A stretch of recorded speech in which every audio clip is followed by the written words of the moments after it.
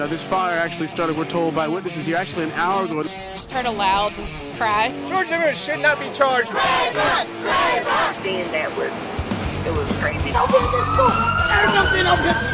And that sounded like execution. Why do you think they plagued you to do it? The SWAT team kept residents back. We're out here trying to let Orlando know what's really going on with their food.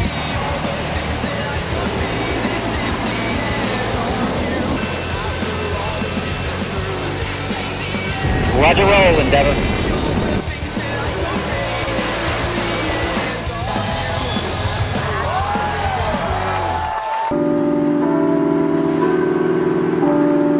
The discussion of religion and faith resonates across the world, often centering around one question: does God exist? The believer. I absolutely believe that God exists. I know there's a God. The atheist. There's a lack of data. We can believe all we want, but we can never know.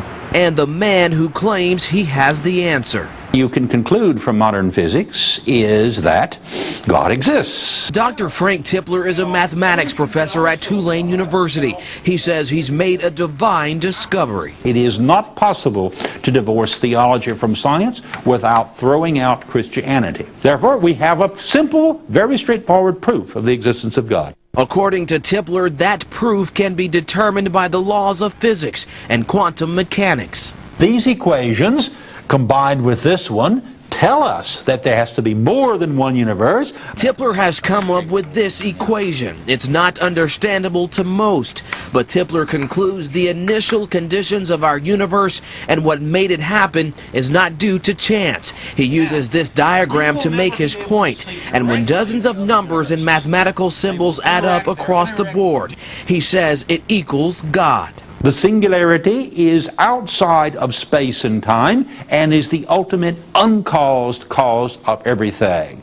Therefore, the initial singularity is God. But not everyone is seeing the light. We invited a group of atheists to watch Tipler's presentation. I see this beauty, I see this intelligence, but I don't give it a name. I can't without data, without empirical evidence. So I'm not going to fill in that blank where the answer belongs with God like Tipler does. You kind of need to see the end result. Something has to be there, and we can kind of come up with arguments and proofs all we want, but if we don't actually have, God there, what good does all of the proofs and the ideas come up with? Tipler was once an atheist himself and knows how hard it is to believe, but says after he found the numbers and the scriptures connected so perfectly, it was a match made in heaven, and he converted. My younger self, 40 years ago, would be astounded to find his name on that book.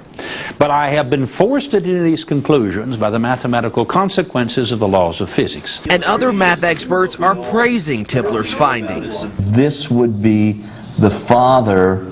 This would be the Holy Spirit. Dr. Paul Simony is the head of the physics department at Jacksonville University. Although he says personally he has questions about some of the research, there is nothing blasphemous about Tipler's theory, and it all makes sense. Everything in here is correct, and that his interpretation of the equation is correct. I don't think that you have proof. I think you have evidence. You will not have proof. In fact, the Bible clearly says without faith, it is impossible to please God. And then it goes on to say that faith is the substance of things you hope for and the evidence of things that you can't see. And as long as the church bells continue to ring, there'll always be questions about faith. And while some believe God is no mystery, it's up to you to judge that for yourself. I didn't know it was that big, really. You can't sleep, you can't eat, you can't function. And then you just go back to trying to stay positive. 11-year-old Howard Darden IV is back home now, and he's happy to be spending time with his family and their dog KJ. He walked in with the foster family. I hugged him. I said, "I love you," and I didn't say anything. I just held him. The 11-year-old was taken by his mother Tuesday morning. His father did not find out his son was safe until Thursday night. In between that time, young Howard ended up more than 700 miles away in Elizabeth City, North Carolina, in a yellow turned spray-painted black Volkswagen Beetle. She didn't really want people seeing the car was yellow, so we got a bunch of black spray paint and spray painted the whole car.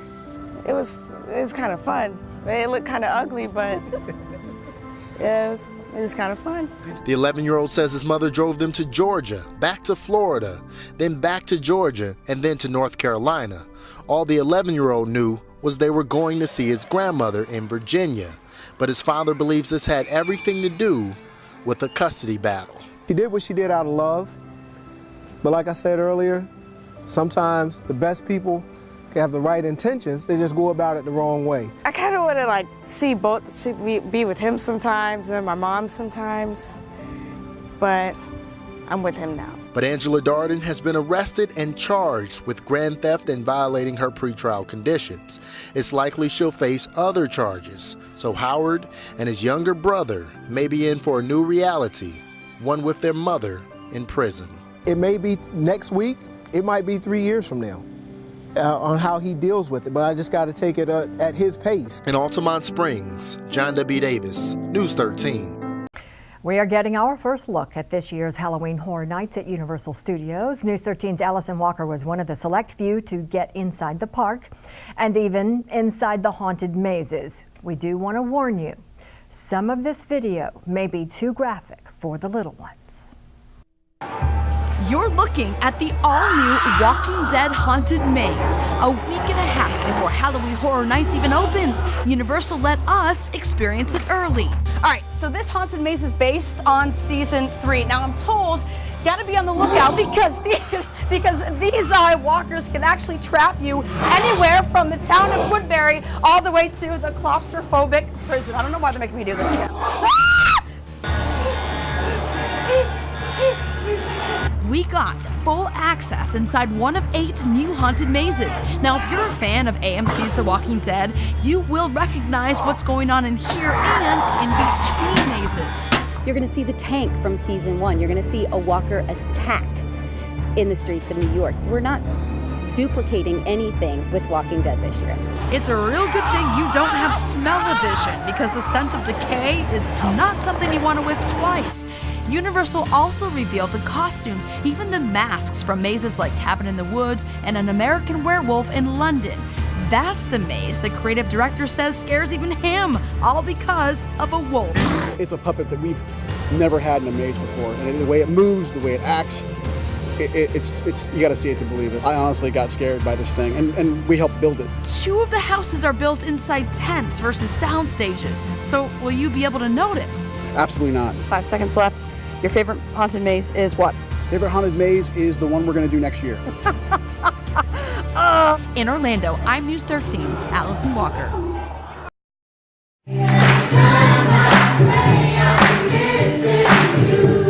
Where you might expect sorrow, there was joy. Where you might expect tears, there was jubilation. This was not a funeral, but a homegoing for Joseph West. We celebrated his life.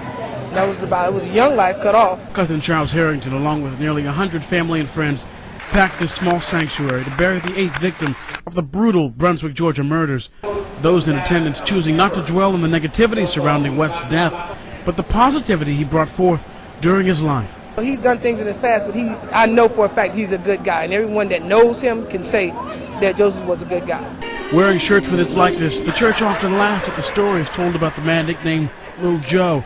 In the audience were members of the Toller family who held funerals for the other 7 victims just a week ago. I'm glad that they came out though, because we celebrated with their family, their homegoing, and they came over with us, and it was a beautiful thing, to show the love. Love is what family members say West even had for the man now in jail, accused of his murder and that of 7 others, Guy Hines Jr. And all I can do is pray for that fella, but that don't mean I have to like him, and don't like the situation at all, but, unjust don't prosper. One of many prayers lifted up today as a community rocked by violence looks to heal. It's been, what can we say, 10 to 12 in the last month, lives lost, and violently at that. So, we can ask for you guys' prayers and to help our community become a little stronger. In Brunswick, Georgia, Mike Tolbert, Fox News.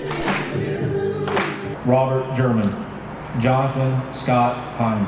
We certainly never ever forget the officers we lost.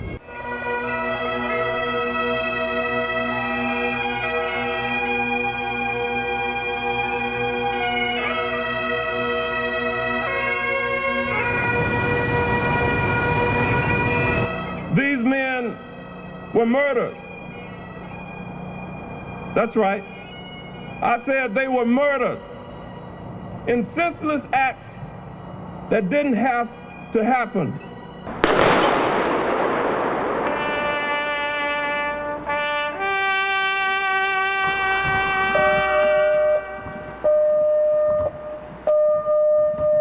Attention all units and listening stations.